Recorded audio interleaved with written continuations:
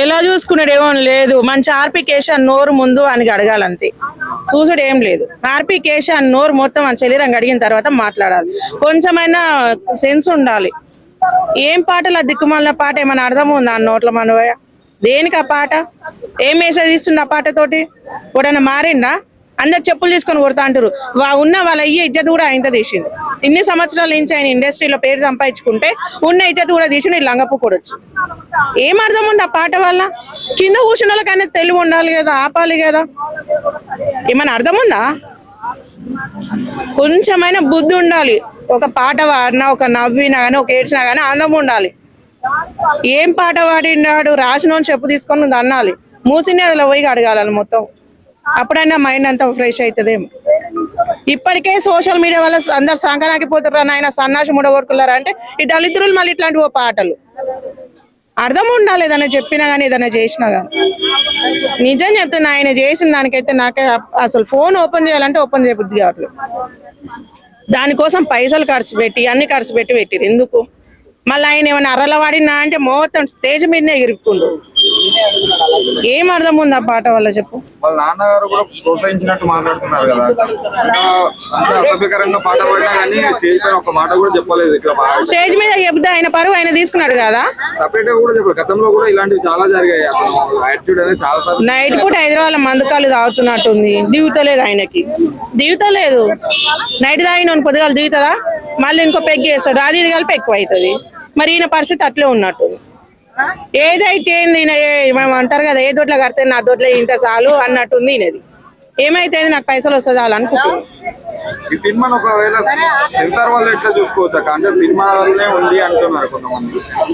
ఇలాంటి సాంగ్ ఒకటి సినిమాలనే ఆయన ఒక బరాబర్ ప్రేమిస్తారు, సినిమాలనే ఈ సాంగ్ ఉంది అని. అసలు రిలీజ్ చేసే అంత దమ్ము ఉందంటవా? పాట ఉందంటవా? రిలీజ్ చేసే అంత దమ్ము ఉందంటవా? ఏం పాట అది? రాష్ట్రాన్ని కొంచెం కూడా సిగ్గులేదు. ఇంకా రిలీజ్ కూడా చేస్తారా సినిమాల పాట? ఏం ప్రమోషన్ అని? ప్రమోషన్ నోట్ల అన్నోట్ల మనవయ దేనికి? ఆ ప్రమోషన్ గా పాట దొరికినా దానికి? దేవుళ్ళ పాట దొరకరా? ఇంకేం దొరకలేదా? గదొకటే దొరికినా దానికి? అంత కమ్మ ఉన్నది ఆ పాట, ఇనసొంపుగా ఉన్నది. ఇంకో పాట వాడుకునేది ఉంటివి. నేను కోర్రా చెప్పేటోడు. రాష్ట్రానికి కన్నా బుద్ధి లేదు. అదే మరి రాష్ట్రానికన్నా బుద్ధి ఉండాలి కదా. అందుకే ఆయన మొహం లెక్కనే ఉంది అది కూడా. మన మొహం లాగానే ఉంది. జర్నలిస్ట్ పట్టుకుని మీరు అపాలజీ నాకు సారీ చెప్పాలి. ఎందుకు చెప్తాడు? ఒక జర్నలిస్ట్ కి అడిగే హక్కు ఉంది. నువ్వు బయట పెట్టినప్పుడు ప్రశ్నించే హక్కు ఉంది. నువ్వు ఇన్ని రోజుల నుంచి చూడని వచ్చిందా నీ కాడికి? ఎవరు రాలేదు, ఎవరు ప్రశ్నించలేదు, ఎవరు అడగలేదు. ఈ రోజు అడుగుతారంటే నువ్వు చేసిన తప్పు. నీ పాట వల్ల ఎంతమంది దళిద్రంగా పాడైపోతే చిన్న పిల్లలతో సహా చూస్తున్నారు. ఆయన ఎందుకు సారీ చెప్తాడు? అసలు జర్నలిస్ట్ చెప్పాల్సిన అవసరమే లేదు. సారీ తప్పు చేయలేదని, తప్పు చేసినా చెప్పమని చెప్పు. వీడు తప్పు చేసిండు, వీడు బయటకు వచ్చి చెప్పాలి. వాళ్ళ నాన్నగారు వాళ్ళ ఇంట్లో అమ్మగారు కూడా అంటే చెప్పుకోవట్లేదు అంటారా? ఇట్లా ఇంతకాలం చేస్తున్నా కానీ యాటిట్యూడ్ అనేది ఇంతకు వీడికే సగం ఇజ్జత్ తీసిండు, ఇంకేం ఇజ్జత్ చెప్పుకుంటే అందుకు. ఇండస్ట్రీలో ఇంత దళిద్రంగా పాడైపోతున్నారు. సినిమాలు వచ్చినాయి, అవకాశాలు వచ్చినాయి, ఇక పోతే దొరకదు అని చెప్పేసి ఇప్పుడు పెళ్లిళ్ళు కూడా ఎట్లా చేసుకుంటారో అట్లా పోతురు. కానీ దాంట్లో ఒక రూపాయి కూడా అర్థం లేదు.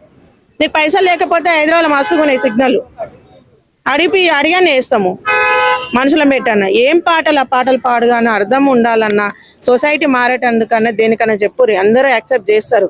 జర్నలిస్టు ఆయన ప్రశ్నించిండు, అందరు నోరు మూసుకొని చేత కాకుండా ఎవడుండడు. ఓన్ పిల్లం ఎక్కడ పోతే నా పిల్లం బాగుంటే చాలని ఎవ్వడు ఊకోడు, అడుగుతారు.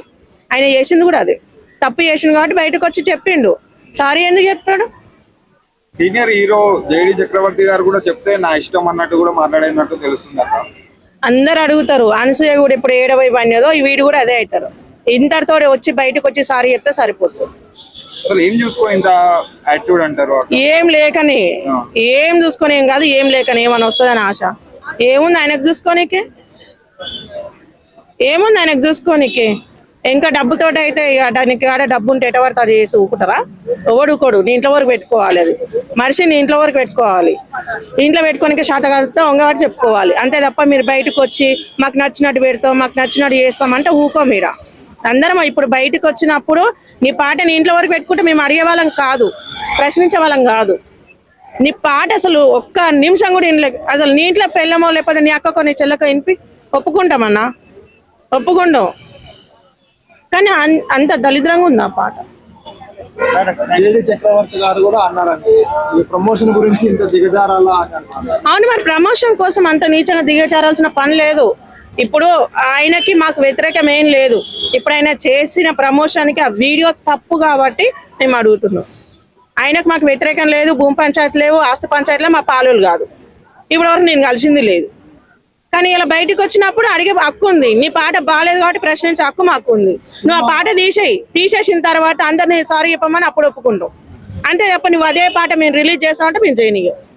సినిమా రేపు రిలీజ్ ఉందండి. సో పబ్లిక్ ఏ విధంగా రెస్పాండ్ అవుతారు? వెళ్తారా వెళ్ళరా లేకపోతే ఎలా? పోవడం అయితే ఒక సినిమా ఎక్కువ నెగిటివ్ ఉంటేనే వెళ్తున్నారు చాలా మంది అంటే తెలుసుకోనికి, అదే తెలుసుకో అబ్బా ఆరాటం ఏమో ఉందని. అలాకపోతే ఏమీ ఉండదు.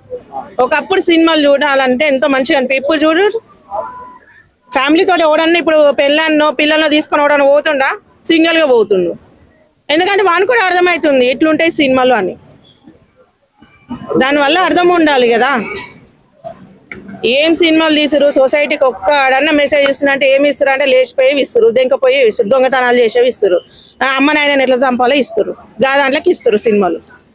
ఒకప్పుడు ఏం ఫ్యామిలీ కోసం ఇచ్చిరు, ఎట్లా కష్టపడాలి ఎట్లా బతకాలని ఇచ్చిరు. ఇప్పుడేమో ఎట్లా మొగాళ్ళని చంపి ఏ డ్రమ్ములు పెట్టాలి, ఎట్లా లేచిపోవాలి, ఎట్లా టెక్నిక్ వాడాలని ఇప్పుడు చేస్తారు. గతంలో రామ్ చరణ్ గారు చూసుకుంటే టాలెంట్ లేకపోయినా పర్లేదు, డిసిప్లిన్ ఉంటే అవకాశాలు అవంతటా అవే వస్తాయని చెప్పారు. అంత పెద్ద స్టారే ఎంత డిసిప్లిన్ ఉంటారు కదా, మరి ఇతను గేమ్ లేకున్నా కానీ ఇంతగానం ఎగిరి పడడానికి వాళ్ళ నాన్నగారికి ఉన్న ప్రేమే అనుకోవచ్చు.